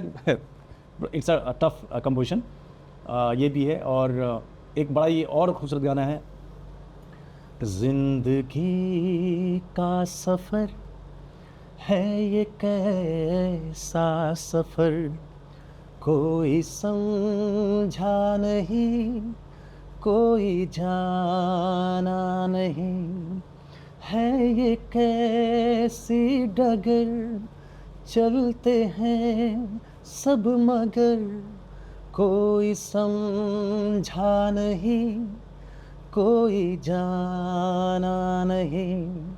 जिंदगी का सफ़र है ये कैसा सफ़र, कोई समझा नहीं, कोई जाना नहीं। ऐसे बहुत सारे गाने हैं, कितनों का वो किया जाए। सत्यम, आपने सत्य की बात करी और आपके नाम में भी सत्यम है, तो ये सत्यम, आप सही मायने में अपने गांव के लिए कुछ कर पाए? सर अभी होता ना, एक अगर एक सोलो आर्टिस्ट है ना, उसके साथ बहुत सारी चीज़ें जुड़ी होती हैं, तो ऐसा कोई बहुत लार्जर मैं कह नहीं सकता, बट एक अंदर एक भाव होता है कि डेफिनेटली अपने गांव के लिए, अपने पुश्तैनी उनके लिए कुछ किया जाए। और एटलीस्ट जो सबसे बड़ी आज की प्रॉब्लम हमारी पहाड़ की जो प्रॉब्लम है वो है पलायन, है ना। लोग बहुत ज़्यादा पलायन कर गए वहाँ पे, और शिक्षा, स्वास्थ्य या इस तरह का कह सकते हैं, या सिचुएशन कह सकते हैं, या आज का दौर कह सकते हैं। तो मेरी बड़ी दिली ख्वाहिश है कि रिवर्स पलायन हो, है ना, फिर से हम लोग वहाँ पहुँचें, उस सिचुएशन को जिएँ जो हमने जिया है। और वो अब वो बीता हुआ वक्त तो वापस आ नहीं सकता है, लेकिन जहाँ तक मेरी पर्सनल आप पूछेंगे तो कोशिश है कि बहुत अच्छा हम लोग करें वहाँ का, फिर से वो उन घरों को रोशन किया जाए, वो वादियाँ उसी तरह से, है ना, वहाँ का बचपन। और आप उस बचपन को काफ़ी मिस करते हैं मेरे ख्याल हाँ, डेफिनेटली मैं करता हूँ। और अपने स्कूल के दिनों की भी सिचुएशन, और हमारा इंटर कॉलेज हुआ करता था बिल्कुल टॉप में, कम से कम 3 किलोमीटर हम लोग बिल्कुल खड़ी चढ़ाई चढ़ के जाते थे। तो चौड़ास्थल करके एक जगह है हमारे दानपुर क्षेत्र में, होती है कुमाऊँ में, और बहुत खूबसूरत जगह है। वहाँ पे मैंने बहुत सारे गाने लिखे, और उस फील्ड में बैठ के मैं म्यूज़िक सुनता था, गाता था। एक अलग ही जॉन में रहता ना, एक आर्टिस्ट बिल्कुल उस पर रहता है, हम लोग खेलते थे उस टाइम पे वहाँ पे। तो डेफिनेटली लगता है कि वो चीज़ें बहुत मिस होती हैं आज भी। जब भी मेरा जाना होता है मैं कोशिश करता हूँ कि वहाँ पे पहुँचा जाए और उस सिचुएशन को जिया जाए। तो डेफिनेटली अंदर बहुत कुछ है और let's hope for the best. क्या बात है। Thank you. तो ये जो आपने बात बताई अभी कि जब आप इवेंट्स लाइन में थे और अभी भी आप शोज कर रहे हैं, हाँ। तो क्या आपको ऐसा लगता है कि इसमें जो कमीशन का दौर रहता है या इवेंट ऑर्गेनाइजर जो कोई काम बताता है तो पहले अपना कट मार लेता है, या आर्टिस्ट की कमाई जो लोग बीच में खाते हैं, उसको आप किस नज़रिए से देखते हैं?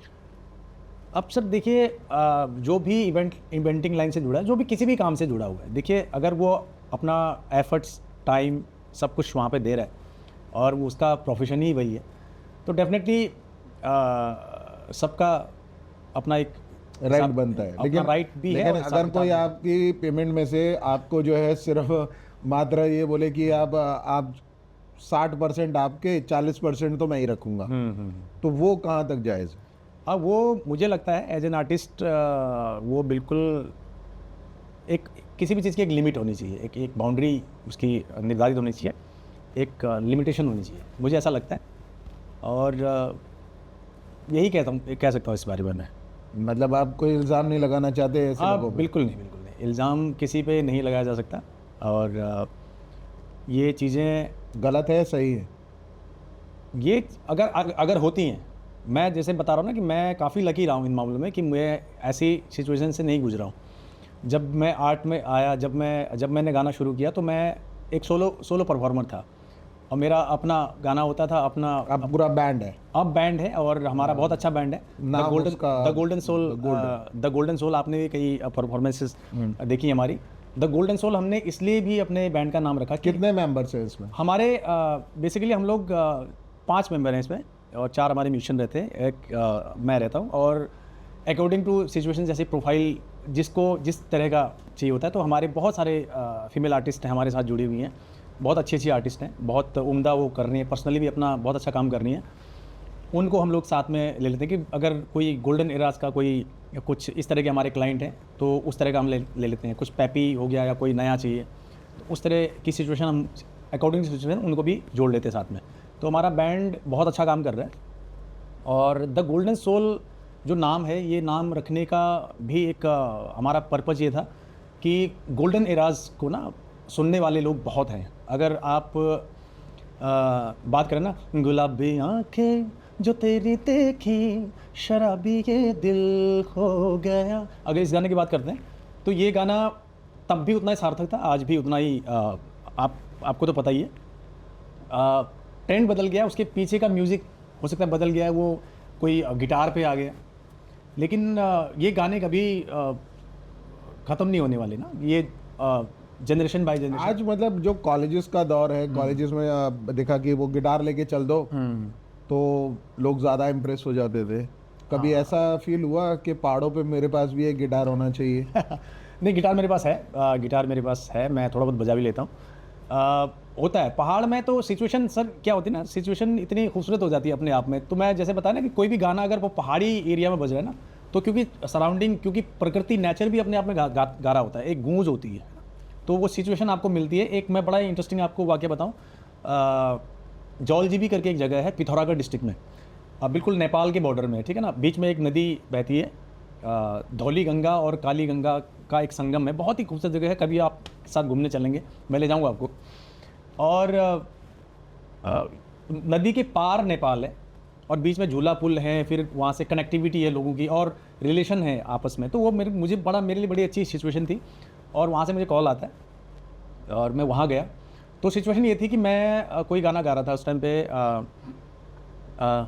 वो गाना है ना, बड़े अच्छे लगते हैं ये धरती, ये नदियाँ, ये रहना और तुम, ये मैं गा रहा था। और सिचुएशन क्या थी कि सामने से नदी बह रही है और मैं स्टेज पे खड़ा हूँ और पब्लिक बिल्कुल पिन ड्रॉप साइलेंस पे मुझे सुन रही है, अमूमन कम होता है आजकल ऐसा, और सामने से चाँद खिला हुआ है ना। तो मुझे ऐसा लग रहा था कि गाना इसी सिचुएशन के लिए बना हुआ है और यहीं पे ऐसे ही कुछ सिचुएशन में क्रिएट हुआ। नदी के दूसरी तरफ जो है दूसरे देश के लोग भी देख बिल्कुल रहे हैं। बिल्कुल, मुझे वहाँ जाने का भी मौका मिला। हमारे एक बहुत ही अच्छे मित्र हैं, दत्ताल साहब मित्र हैं।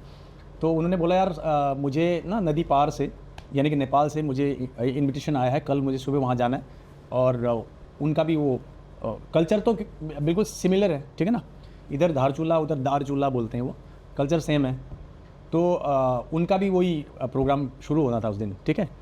तो उन्होंने बोला कि मैं एक दिन एडवांस पहुंच गया था वहाँ पे, तो वहाँ जाना हुआ और नेपाल की ऑडियंस के साथ भी रूबरू होने का मौका मिला मुझे। तो बड़ा ही इंटरेस्टिंग सिचुएशन थी मेरी, बड़ी खूबसूरत जगह अपने आप में जी। तो जब ऐसी खूबसूरत जगहों को देखने के बाद आप दिल्ली के ट्रैफिक में होते हैं जी, तो क्या माइंड में सेट होता है कि इनके लिए भी कोई गाना होना चाहिए गाड़ियों को, और इतनी भागती दौड़ती जिंदगी के लिए अगेन कुछ अगेन मैं एक नंबर हो जाए जो भागती दौड़ती जिंदगी में थोड़ा थोड़ा भागा भागा सा थोड़ा थोड़ा इस तरह का कुछ हैप्पी नंबर। मैं अगेन मैं बिल्कुल इस चीज़ को पॉजिटिवली लेना चाहूँगा।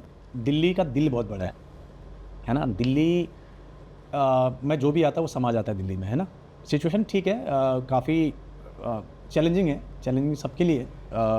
कल भी थी, आज भी है, आगे भी रहेगी। ये तो लाइफ के साथ चलता ही रहता है, स्ट्रगल और चैलेंज सबके साथ आते हैं। लेकिन दिल्ली की अपनी जो मुझे खूबसूरत बात लगती है, एक तो यहाँ पे आर्टिस्ट बहुत अच्छे हैं दिल्ली में, और बहुत अच्छे लोग हैं, बहुत अच्छी सिचुएशन म्यूजिकली। मैं आपको बता रहा हूँ, म्यूज़िक फील्ड में आप मुझे तो बड़ा अच्छा एक्सपीरियंस है मेरा लोगों से। जो भी मुझे इनपुट्स मिलते हैं, जहाँ जहाँ भी मुझे लगता है तो मैं सीख लेता हूँ उन लोगों से। लाइन में लगना, ऑडिशन देना, मैं बहुत लगा हूँ लाइन में, मैं लाइनों में बहुत लगा हूँ। रियलिटी शोज़ एक होता ही है, एक एज होती है आपकी, और आप चाहते हैं, हर किसी का ड्रीम होता है, एक ड्रीम लेके आप जाते हैं। तो लाइनों में हम लोग बहुत लगे हैं, और अनफॉर्चुनेटली कभी नंबर नहीं आ पाया, और एक आध बारी आया भी था तो, बट वो सिचुएशन ऐसी नहीं हुई कि हम थोड़ा सा उस पर प्लस कर सकें। लेकिन धीरे धीरे चीज़ें समझ आनी शुरू हो गई थी कि भाई अल्टीमेटली आपने करना क्या है। अल्टीमेटली आपने एक बेहतर आर्टिस्ट बनने की कोशिश करनी है, और जहाँ भी आपको मौका मिलता है, छोटा बड़ा जो स्टेज हो, वहाँ पे आपने गाने की कोशिश करनी है। तो ये मुझे समझ आ गया था। तो उसके बाद फिर वो लाइनों में लगना, शायद उसके बाद मैंने छोड़ दिया था। ओके जी।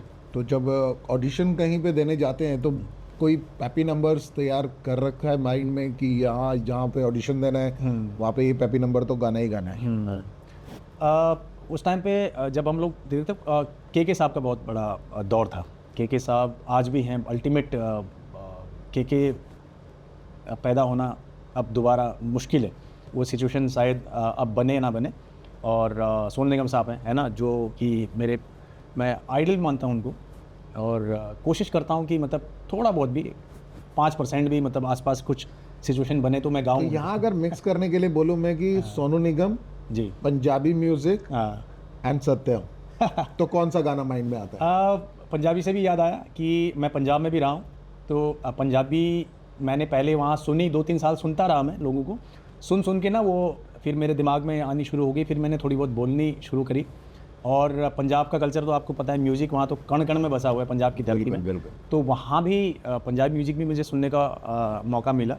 तो वो कहीं ना कहीं जब मैं दिल्ली आया पंजाब के बाद, तो दिल्ली में भी उसके बाद वो अब हम लोग नॉर्थ में रह रहे हैं, तो पंजाबी के बिना तो हर शो अधूरा है ना। तो ये भी तो हमारा शो भी अधूरा ही है। बिल्कुल बिल्कुल। मैं चाहूँगा कि आप पंजाबी वाला गाना एक हो जाए। एक बड़ा खूबसूरत गाना है उनका, चिट्टे सूट ते दाग पै गए, चिट्टे सूट ते दाग पै गए, गली तेरी विचकारा, चिट्टे सूट ते दाग पै गए, गली तेरी विचकारा, कड़ियां च मैं पिज गए, हो कड़ियां च मैं पिज गई, तैनू मिलण आउंदी दिलदारा, हो कड़ियां च मैं पिज गई, तैनू मिलण आउंदी दिलदारा। ये हो गया। और नचण तो पहला होका देंगे सबना नू एक मौका देंगे, नचण तो पहला होका देंगे सबना नू एक मौका देंगे, एक सोने दा कोका देंगे, एक सोने दा कोका देंगे, 121 रुमाल, हो तेनू दिल भी देंगे, हो तेनू दिल भी देंगे, नची जो साडे नाल तेनू दिल भी देंगे। ऐसे बहुत सारे गाने हैं, मान साहब के गाने हैं और हंसराज हंस जी का ये गाना है जो मैंने गाया। ये सब लेजेंड है सर अपने आप में, तो बड़ा मज़ा आता है हर तरह का म्यूजिक सुनने का। और उसको जब लेजेंड्स की बात चली है, पंजाबी म्यूजिक की बात चली है, तो हम गुरदास मान साहब को कैसे भूल हाँ, सकते बिल्कुल, हैं? बिल्कुल। एक ऐसे लेजेंड जिनकी आवाज़ को कहते हैं कि सुनने के बाद उन्हीं का कोई एक गाना अगर आपकी आवाज़ में हो जाए। जहाँ तक गुरदास मान साहब की बात आपने करी है, अपने आप में लेजेंड है ना, क्या आर्टिस्ट हैं। एक मुझे उनका गाना बहुत ही फेमस है, वो याद आ रहा है, मैं कोशिश करता हूँ आपको सुनाने की।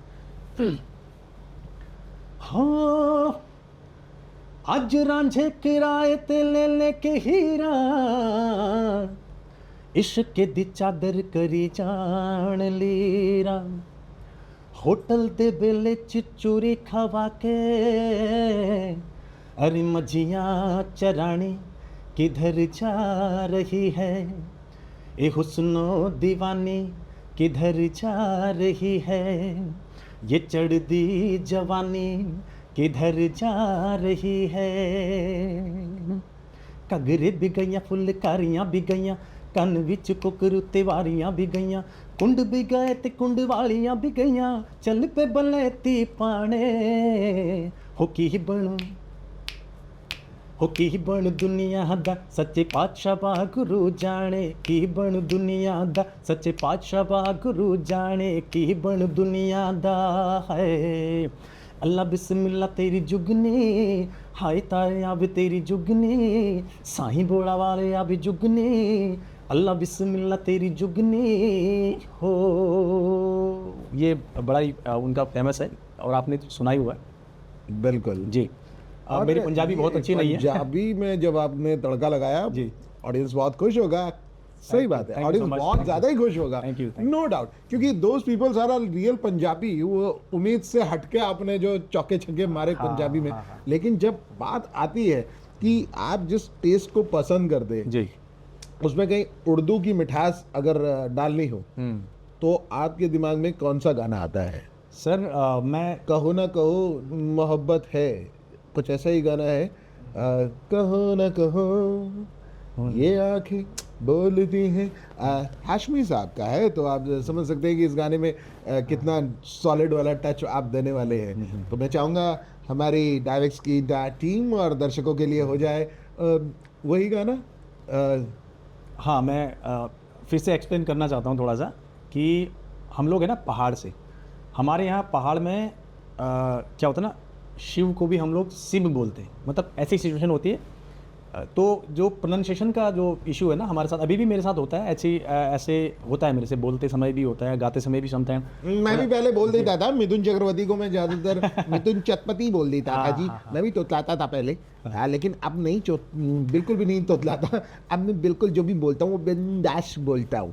अब मैं बिल्कुल मिथुन चक्रवर्ती बोलता हूँ। तो ऐसी सिचुएशन हमारे साथ होती है। बट पहाड़ से आना, फिर हिंदी, फिर उसके बाद पंजाबी, है ना, तो हर तरह के गाने गाने का एक थोड़ा सा, लकीली मैं थोड़ा बहुत कर लेता हूँ, थोड़ा बहुत। देखिए, शिव की बात आपने कर ही दी है, तो आपके नाम में भी कहीं ना कहीं सत्यम है। सत्यम, और सत्यम नाम जो है वो शिव का रूपक होता है। सत्यम शिवम सुंदरम होता है। तो आप समझ सकते हैं कि आपके पास तो शिव का वरदान है ही है, कंठस्थ माता का पूरा आशीर्वाद है आपको, सरस्वती का। तो मैं नहीं समझता कि आपको इन बातों से थोड़ा सा घबराना चाहिए। आप बिंदास इंसान हैं, बिंदास अपनी कला को उजागर करने वाले इंसान हैं, तो हो जाए फिर तो। एक बड़ा ही अच्छा गाना है, भजन है शिव जी का, वो अभी आपने भी सुनाई है। शिव कैलाशों के वासी, धौली धारों के राजा, शंकर संकट हरना, ओ भोले बाबा शंकर संकट हरना। शिव कैलाशों के वासी, धौली धारों के राजा, शंकर संकट हरना, ओ भोले बाबा शंकर संकट हरना।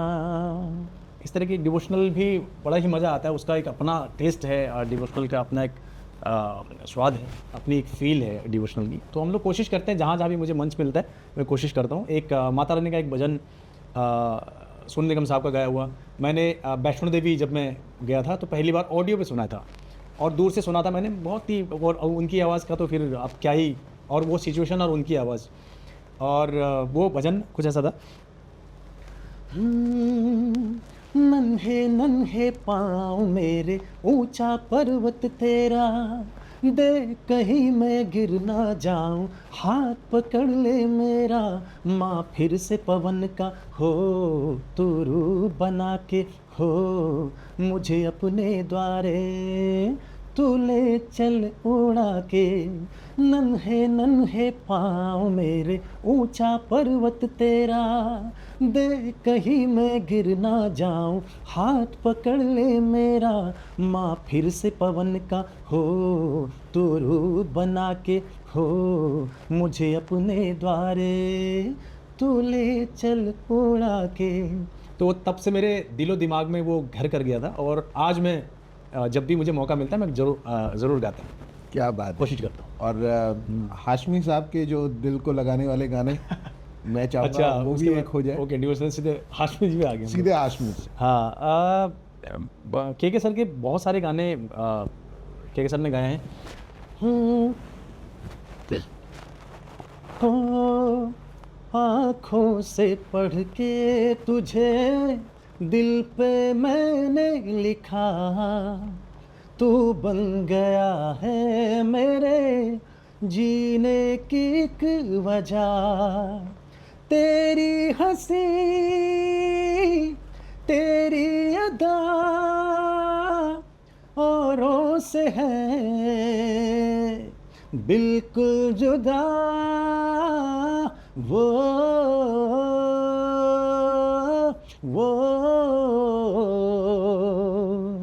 तू ही मेरी शब है सुबह है, तू ही दिन है मेरा,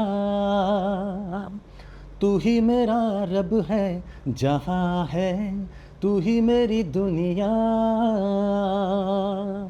क्यों आजकल नींद कम ख्वाब ज़्यादा है, लगता खुदा का कोई नेक इरादा है, कल था फ़कीर आज दिल शहज़ादा है, लगता खुदा का कोई नेक इरादा है। क्या मुझे प्यार है या कैसा खुमार है, या क्या मुझे प्यार है या कैसा खुमार है, या वो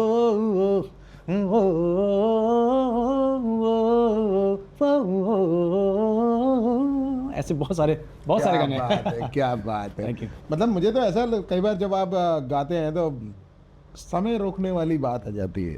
तो जब समय की बात चली ही है तो मैं आपको बता दूं कि बहुत सारी बातें करने का मन है आपसे, बहुत सारी बातें, लेकिन उसमें जो इम्पोर्टेंट बात निकल कर आती है, क्या आप हमारे दर्शकों को बताएंगे कि म्यूज़िक नेक्स्ट लेवल पे, जो नेक्स्ट लेवल आपकी दिशा में अलग से एक कुछ नया आप जो पेश करेंगे जी अपकमिंग टाइम में, वो क्या है? एल्बम कुछ? बिल्कुल जैसा कि मैंने जैसे मैंने जो नया राज आप खोले। अभी रिसेंटली जैसे मैंने आपको बताया था, हम चर्चा कर चुके हैं, यू नेवर नो मेरा एक गाना आया था, उसके बाद एक कबीर जी की मैंने कुछ कंपोज किया था, वो मैं सुनाता 2 लाइन आपको।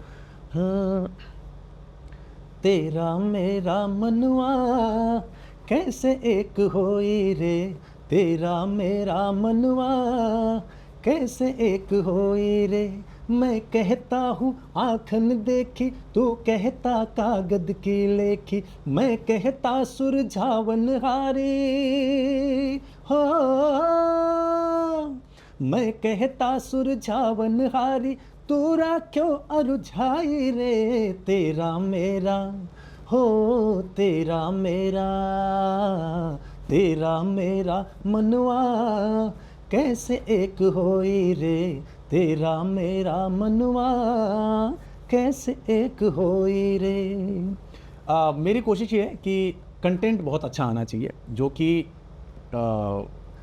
फैमिली में भी सुना जा सके और ऐसा बहुत कंटेंट है, बहुत सारे, जैसे अभी मैंने कबीर जी का जिक्र किया, ऐसे बहुत सारे हमारे शायर हैं जिनकी पोइट्रियाँ सर किताबों में कहीं ना कहीं धूल खा रही हैं, और उनको गाया जा सकता है। और बहुत सारे लोग गाते हैं। कबीर जी को तो बहुत लोगों ने गाया है, बुल्ले शाह को बहुत लोग गाते हैं। हाँ, जैसे बुल्ले शाह जी का कलाम है, बहुत लोग गाते हैं, आज भी गाते हैं। और मुझे खुशी इस बात की होती है कि नई जनरेशन भी उसको गाती है और उन चीज़ों को सुनती है। और सूफ़ी का जो ट्रेंड आज की डेट में है वो काफ़ी अच्छा है, क्रेज़ है, वो बहुत अच्छी चीज़ें आ रही हैं, अच्छा कंटेंट आ रहा है बाहर। तो मेरी कोशिश ये है कि यूनिकनेस थोड़ी सी हो और अच्छा कंटेंट बाहर आए, और अच्छा कंटेंट बेशक बहुत ज़्यादा बूम ना करे, बहुत ज़्यादा जल्दी से हिट ना हो, लेकिन वो अपनी स्पीड से कहीं ना कहीं लोगों में चल रहा होता है, क्योंकि अच्छा कंटेंट बनाने वाले लोग भी आज मौजूद हैं, अच्छा कंटेंट सुनने वाले भी लोग हैं, और अच्छी चीज़ें जो है वो होनी चाहिए। मेरा ऐसा मानना मुझे है। याद आ रहा है इसी बात पे कि सुनील दत्त साहब का एक गाना है, यारों ने मेरे वास्ते क्या कुछ नहीं किया। उसको लोगों ने नए तरीके से, कुछ और तरीके हाँ, से उसको थोड़ा पेश किया, वर्जन बना दिया। मार्केट में। नया वर्जन उसका या फिर पुराना वर्जन, कौन सा गाना बेस्ट है? सर देखिए, ओरिजिनल होता है। ओरिजिनल होता है। सुनील दत्त साहब के ऊपर फिल्माया हुआ गाना, अगर मैं सत्यम से कहूँ गाने के लिए, मैं कोशिश करता हूँ। तो यारों ने सत्यम के लिए क्या किया? गाना सुनाऊँ मैं आपको? बिल्कुल, पहले आप ये तो बताएं कि दोस्तों ने क्या किया। दोस्तों ने मुझे बहुत सपोर्ट किया, मैं आपको बताऊं। अब बहुत ही अच्छा सवाल आपका ये। दोस्तों ने मेरे लिए बहुत अच्छा किया। मेरे जो मेरे आसपास के दोस्त, कहीं ना कहीं लकीली मेरा बहुत एक लिमिटेड दायरा रहता है। मैं बहुत ही ज़्यादा मतलब यारी दोस्ती में बिलीव मेरा ऐसा नहीं है, लेकिन सच्चे दोस्त मेरे पास आज भी हैं, और वो 10 साल से हैं, जब से हम लोग साथ में हमने ग्रो किया है, साथ में हम लोग गाने गाते थे, एंजॉय करते थे, तो अभी भी हैं।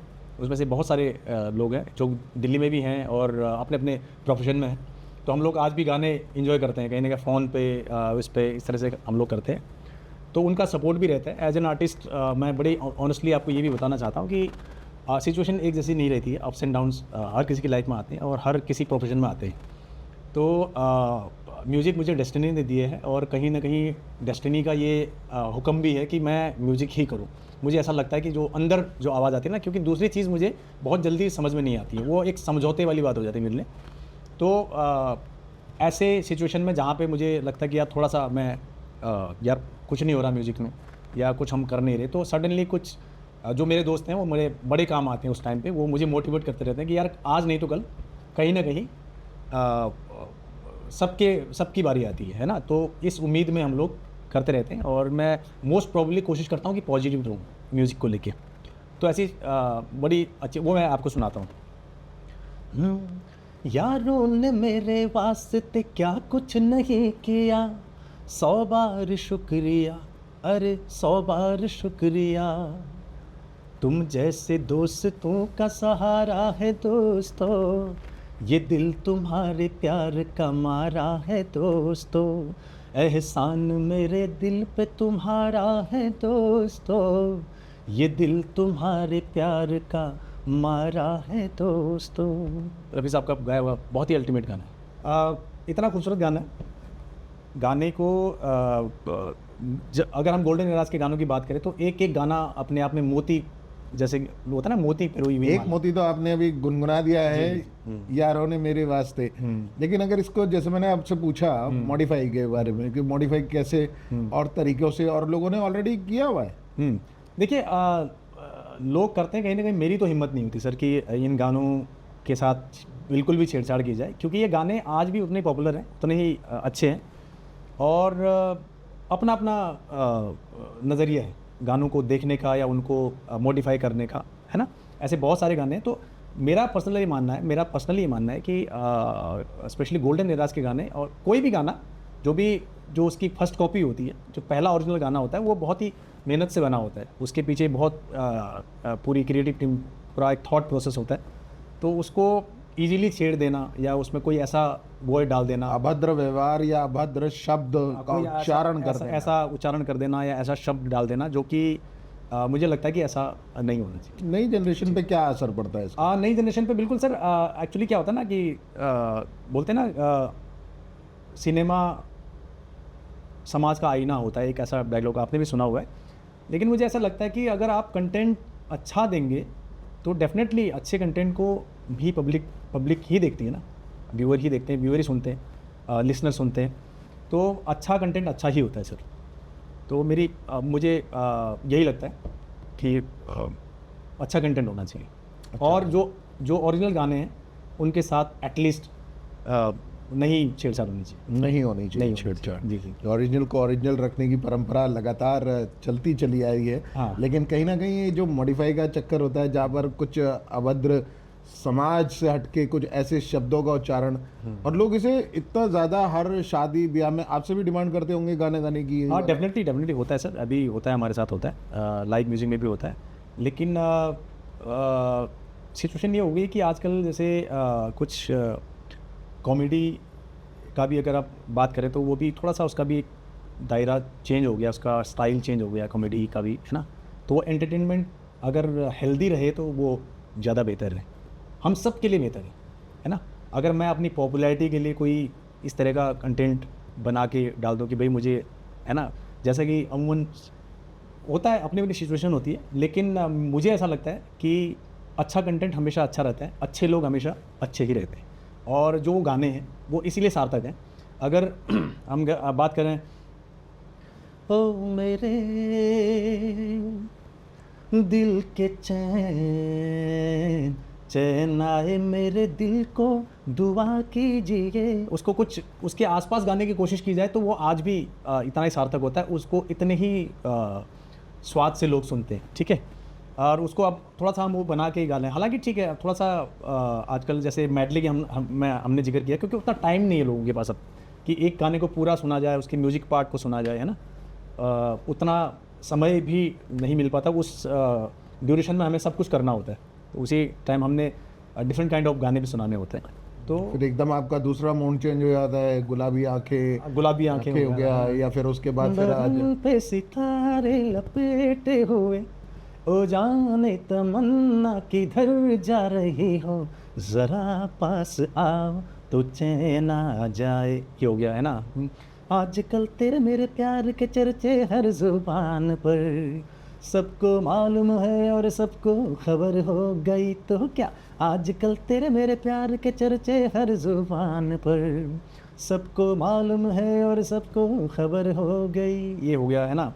और माई नेम इज लखन, सजनों का सजन मेरा नाम है लखन, ए जी ओ जी लो जी सुनो जी, मैं हूँ मन मौजी, करता हूँ मैं जो वो तुम भी करो जी, 1 2 का 4 4 2 का 1, माई नेम इज लखन, है ना।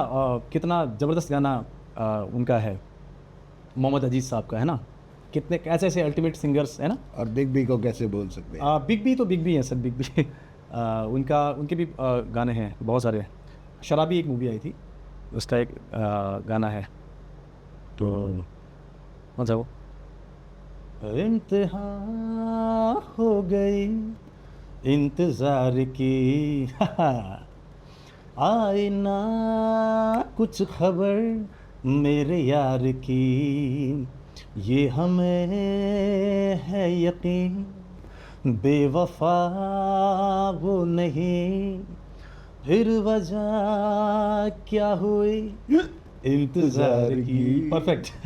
इसमें एक बीच में हिचकी भी आती है सर, बिल्कुल इस वो गाने। लेजेंड्स है ना, किशोर दा, आशा जी, है ना, और अमित जी, मतलब ये सब चीज़ें सुन के सर बड़ा ही मज़ा आता है। एक आपके दौर का एक गाना एक और भी है, आपके दौर का मैं इसलिए कहूँगा क्योंकि आपने 90s को जो है अपना जी। मॉडिफाई करके बहुत कुछ सीखा उससे। हाँ। मॉडिफाई इसलिए कह रहा हूँ क्योंकि एक कसम वाला गाना था, कसम क्या होती है, कसम वो होती है, हाँ। जो अनिल कपूर पे फिल्माया गया था। कसम क्या होती है, कसम वो होती है जो तोड़ी ना जाए, बिछोड़ा ना पा, ऐसा कुछ था। मुझे याद नहीं ना, बट बड़ा अच्छा आपने सवाल किया है। बहुत सारे ऐसे गाने थे, है ना।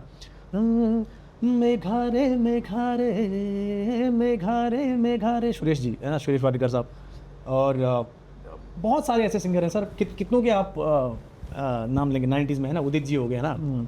तुम पास आए यूं मुस्कुराए, तुमने न जाने क्या सपने दिखाए, अब तो मेरा दिल जागे न सोता है, क्या करूँ हाय कुछ कुछ होता है ना। फिर सोनू साहब हो गए, हर घड़ी बदल रही है रूप जिंदगी, छाँव है कभी कभी है धूप जिंदगी, हर पल यहाँ जी भर जियो, जो है समा कल हो न हो।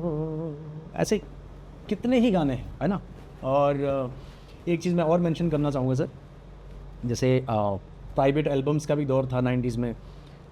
जैसे इफोरिया है ना, one of the most popular band, अभी भी वो लोग आज भी है। आज भी बहुत अच्छा वो लोग काम कर रहे हैं। और उसके कुछ मेंबर हैं, मैं उनको जानता भी हूँ, पर्सनली भी जानता हूँ। और क्या करेगी तू घर से निकल कर, एक बार हो जाए। वो गाना मुझे याद नहीं है, बहुत लेकिन दिल से माए याद वो आए री, इसी का अंतरा है सर ये गाना जो आप गा रहे हैं। मेरा भूल गई मेरा प्यार, माए बस लगे महीने चार, माएरी याद वो आए री, ये हो गया। और